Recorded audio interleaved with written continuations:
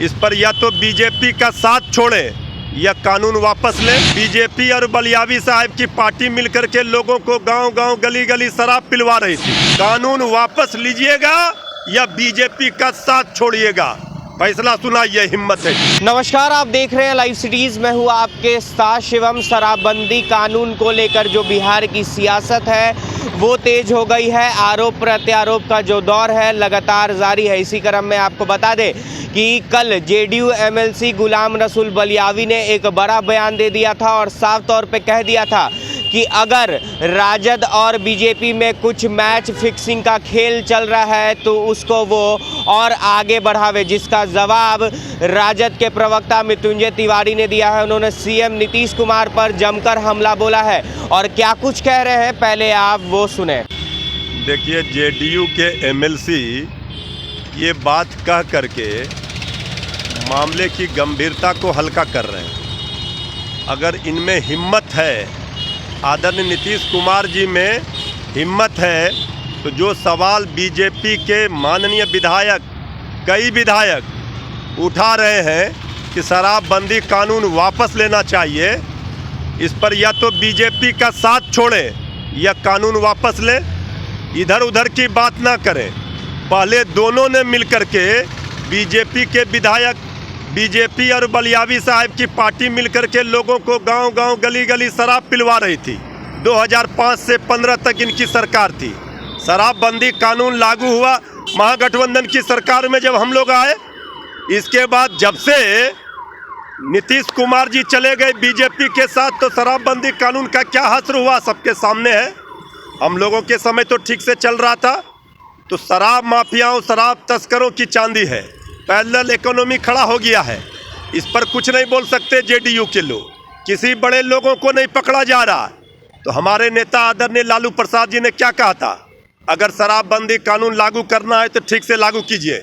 सिर्फ आम लोगों को परेशान करने के लिए, गरीब लोगों को परेशान करने के लिए दुल्हन के कमरे में जाकर शराब सर्च करती है पुलिस बिना महिला कांस्टेबल के। ये सब नौटंकी बंद कीजिए। लेकिन ये क्या कर रहे हैं, एक और शराबबंदी का पीठ भी थपथपा रहे हैं और दूसरी ओर जहरीली शराब मिल रहा है, शराब बेचा जा रहा है, शराब माफियाओं को संरक्षण दे रहे हैं, बड़ी मछलियों को बचा रहे हैं। अब आदरणीय नीतीश कुमार जी को या तो दोनों बीजेपी के विधायक पर कार्रवाई करवानी चाहिए या फिर सत्ता छोड़नी चाहिए, बीजेपी से अलग होनी चाहिए। लेकिन वो करेंगे नहीं। ये सत्ता के लालची लोग सत्ता के लिए कुछ भी सह लेंगे।